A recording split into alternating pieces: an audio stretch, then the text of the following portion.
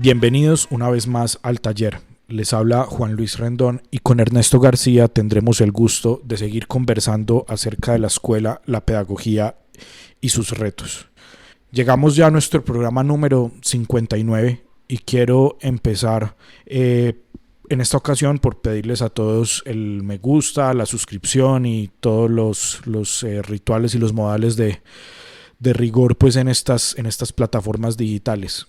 Y además, para no dejarlo para el final, quiero invitarlos también a que estén muy atentos al podcast El Abecedario, el programa de radio El Abecedario, que ordinariamente se emite en la emisora de la Universidad de Antioquia los miércoles a las 8 de la mañana, pero está disponible, los domingos a las 8 de la mañana, pero está disponible pues también de forma digital a través de Spotify, El Abecedario, conducido por Yurani Mendoza y Bernardo Barragán. Y hago en especial la invitación porque en las últimas semanas Ernesto estuvo allí en un par de ocasiones hablando, ampliando algunos puntos de los planteamientos de Herbart que tal vez quedaron enunciados cuando presentamos nuestro tríptico y que ahí pueden pues seguir jalando de ese hilo que es este clásico tan importante para nosotros los maestros que es Herbart. Entonces, luego de este preámbulo, Ernesto, te saludo y te comparto de una vez la pregunta que tengo para hoy y que tiene que ver con esto que hemos hablado las semanas pasadas, ese concepto técnico y tal vez antropológico que hemos mencionado en algunos programas pasados, que es lo que llamamos el gesto gráfico. Entonces, sobre el gesto gráfico, pues se me aterriza una pregunta que tal vez vaya por otro camino, no sé si es lo mismo y en parte eso es lo que quiero saber y quiero preguntar es por el dibujo en la escuela, ¿cierto? Si eso es lo mismo que la plana que está haciendo el niño que está aprendiendo a escribir o dibujar va por otro camino muy distinto. ¿Qué es lo que pasa o lo que espera el maestro consciente que pase cuando pone a los niños a dibujar? El maestro concienzudo. Pero en rigor el planteamiento exige un tratamiento teórico muy, muy abstracto, que aquí no vamos a emprender. Pero desde luego que admite una aproximación, digámoslo, pragmática. Pero todos los oyentes tienen que tener claro eso, ¿sí? Muchas cosas que aquí se van a decir como conclusiones categóricas son apenas recursos retóricos para bajar lo que es una teoría muy abstracta, bajarla no, si somos consecuentes con Kant, elevarla a la praxis, a la pragmática. Y empecemos entonces por ahí. La pregunta, una pregunta que desde la teoría del gesto gráfico en el ser humano se desprende casi inmediatamente, es entonces el camino de la construcción, voy a reducir el concepto, la habilidad del dibujo o la destreza del dibujo corre paralela o está en concomitancia o son cosas distintas, ni paralelas ni concomitantes con la destreza de grafología, del gesto gráfico, del manuscrito, del manuscrito, pero que la caligrafía. La caligrafía. Entonces, esa primera pregunta, así planteada de manera muy pragmática, hay que desde el principio diferenciar. Son dos procesos independientes, pero ojo, nada en el encéfalo es independiente. Todo en el encéfalo, como decir, en información, en la teoría matemática de la información, nada es independiente, pero nada es determinante. Entonces, Pero para efectos pragmáticos, el manejo de esas dos destrezas que en el aula tenemos que cultivar son procesos independientes, son desarrollo, y no quiero decir entrenamiento, sino desarrollo neurológico independiente. Dos procesos de desarrollo neurológico independientes. Advirtiendo siempre, nada en el encéfalo es independiente. Todo es una maravillosa articulación que, entre otras cosas, los teóricos de las neurociencias lo ponen como lenguaje. Es a eso a lo que Chomsky en los fines de los años 50 del siglo XX nombró como dispositivo de adquisición del lenguaje. Es la articulación de un montón de procesos neurológicos de desarrollo de epigénesis del lenguaje. Bien, pero entonces ahora sí, metámonos en forma. ¿Qué tiene que hacer un maestro o una maestra concienzudo antes de los 5 años, no, incluso hasta los 8 años, con esos procesos que están necesariamente en desarrollo, todavía no en entrenamiento, sino en desarrollo? El proceso del dibujo, vamos a decir, el maestro de niños de 3 a 6, 7 años por lo menos, ojalá todos los maestros pudieran, y las maestras de esas edades, tuvieran formación sólida respecto de la sensibilidad para el dibujo. Eso es un desarrollo primordialmente del ojo, mientras que la caligrafía y en general toda la escritura es un desarrollo primordial del oído. Y eso nos revoluciona. Entonces, palitos y bolitas para que tengan buena caligrafía o para que aprendan más fácilmente a hacer que es un palito, es una bolita y el palito a la derecha, y la B es una bolita con un palito más largo a la izquierda. Todo eso es, voy a decirlo, contaminación justamente del gesto gráfico y de la caligrafía. Estás contaminando los dos. Vamos a decir, el gesto gráfico se despliega por el canal visual desde el principio. En cambio, la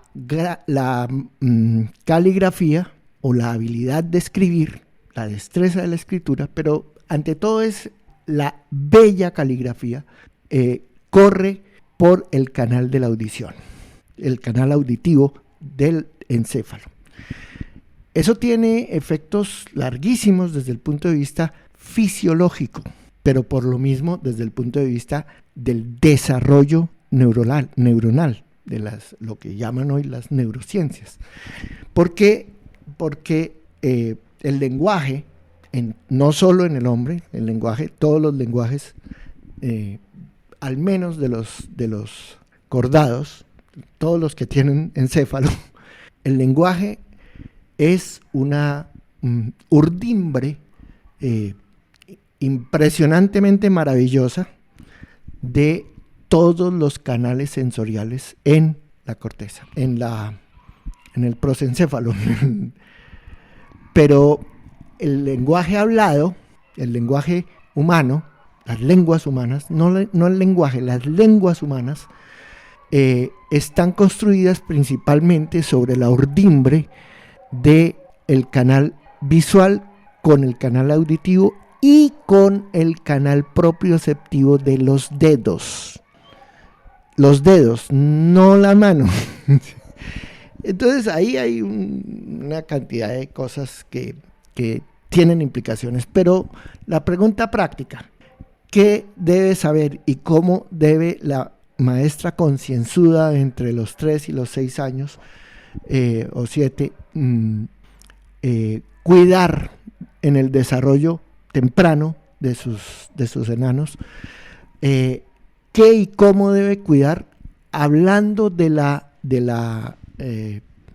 los primeros pinitos del dibujo y del gesto gráfico. Ambos son procesos independientes en el encéfalo, sabiendo que no hay nada que sea independiente en el encéfalo. Y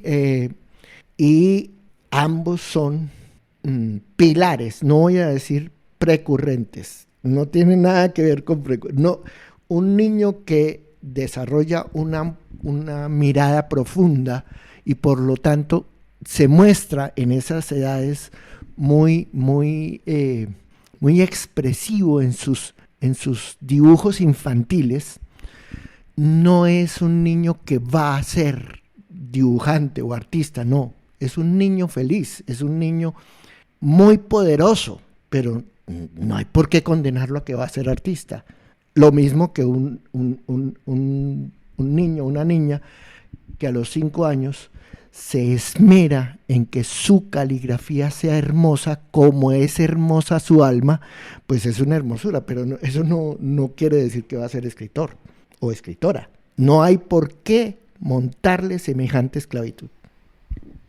Bueno, Ernesto, porque justo a mí me parece, pegándome de eso último que dice, que cometemos muchos errores a veces en esos dos procesos, ¿cierto? Por ejemplo, a veces, y sobre todo recientemente, uno oye muchos proyectos escolares en los cuales, por ejemplo, se busca incluso como una precocidad en el desarrollo de esas habilidades, ¿cierto? Como que, no, pues lo que ha sido tradicional es lo que usted nos dice, ¿cierto? Los muchachos aprenden a escribir fluidamente, por ejemplo, a los 6, 7 años, póngale pues a los 8, pero entonces vemos, por ejemplo, proyectos hoy en día que estamos buscando que los muchachitos estén escribiendo a los 4 o 5 años, y yo creo que ahí, por ejemplo, esa precocidad no es tan fácil traducirla, por ejemplo, en calidad o en sí, y lo otro, o en éxito, pues, y lo otro que quería decir es que a veces, por ejemplo, también hay maestros que consideran que los maestros, que otros maestros, otros colegas que ponen mucho a dibujar a los muchachitos, lo que están haciendo es que están rellenando tiempo, y sí, puede ser a veces, pero ¿qué es lo que pasa? ¿Qué es lo que se está desarrollando justamente cuando estamos desarrollando el dibujo? Bueno, son dos órdenes muy distantes de discusión. Lo primero, la posibilidad de los aprendizajes precoces. Eso es un asunto ideológico, en primera instancia. O sea, tanto los maestros como los padres de familia tienden a creer que entre más temprano se aprendan determinadas cosas, el aprendizaje va a prometerle al niño o a la niña un éxito más fuerte, más brillante en toda la vida. Y eso pasa obviamente con la matemática y con los números, pues, y con la escritura, la lectura y la escritura. Porque, claro, Kant lo decía, son las reglas del pensar en general. Entonces eso tiene un asidero, pero la precocidad, esto lo digo yo, no Kant, nadie más, esto es una actitud ideológica que muy tempranamente adopté para mi desarrollo como maestro, y es que la precocidad siempre es mala consejera. De manera que, pero la precocidad es posible, y existen técnicas, métodos debidamente investigados y debidamente consolidados y probados que sí, que los niños pueden aprender muy sólidas matemáticas, vamos a decirle así, como también pueden aprender a leer y escribir, muy bien leer y escribir antes de los 4 años, incluso más temprano. Existen, están probados, son válidos. es un asunto, es una elección ideológica, tanto de los padres de familia como de los maestros que emprenden el camino de la precocidad. Pero pasa un poco lo mismo que decía usted ahorita respecto al niño que logra ser muy expresivo en su dibujo infantil. O sea, el hecho de que haya aprendido a sumar muy rápido, a leer muy rápido, no lo estoy convirtiendo ya pues en un prodigio de la matemática. No es garantía de que va a ser genio, pero es lo que se está buscando. Y lo que a mí en particular me llevó a desconfiar de la precocidad en la pedagogía es que el destino del genio realmente no es el más bello del mundo. Pero pues cada quien tiene su propia actitud frente al asunto del destino, ¿sí? Pero el genio, ahora, el genio, que existen los genios, ¿qué hacemos? Esa fue su herencia y después a ver cómo lidia con eso. Pero el genio artificialmente inducido, yo desconfío mucho, pero no hay ningún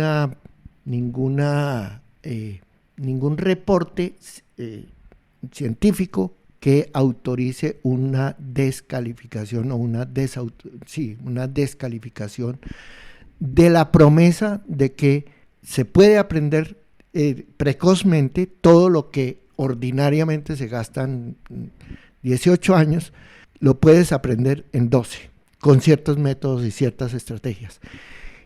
Y la pregunta que los padres en general no se hacen es, bueno, ¿y para qué quiere que aprenda en 12 lo que normalmente iba a aprender en 18? Entonces, bueno, ¿qué va a hacer usted a los 12 años con un conocimiento y unas destrezas que ciertamente están ahí y que son muy poderosas con ese patrimonio en su vida personal, en su destino, en la construcción de su destino?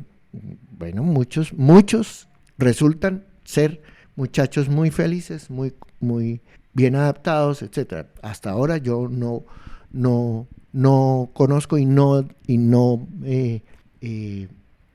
hay datos materiales que a mí me descorazonen o me prevengan de no ser un maestro que prometo precocidad.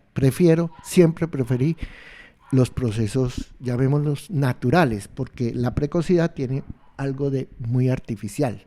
Y esa artificialidad, cuando se trata del destino humano, pues éticamente siempre me parece dudosa. Ok, y la última pregunta, Ernesto, 2 minutos, que era el otro tema, ¿qué caracteriza o qué es lo que se está desarrollando en un aula en la que se dibuja mucho? Bueno, ahí ese es el otro problema. ¿Cuándo y qué es dibujar mucho en esas edades? Yo, en principio, no creo que uno dibuje mucho. Lo que pasa, pues, que se dé el caso. Lo que pasa es que en toda la etapa que solíamos llamar preescolar y que hoy día es desde los 3 añitos o antes incluso, toda esa etapa nosotros la llamamos didáctica del juego. Y el juego es eso, el dibujo es parte del juego infantil, pero no solo el dibujo, la danza, el modelado, todas las experiencias desde los 3, experiencias sistemáticas que el maestro o la escuela puede brindarle a los niños, son juego. Entonces, hay una canción que yo no me acuerdo de quién, ¿a quién no le gusta jugar?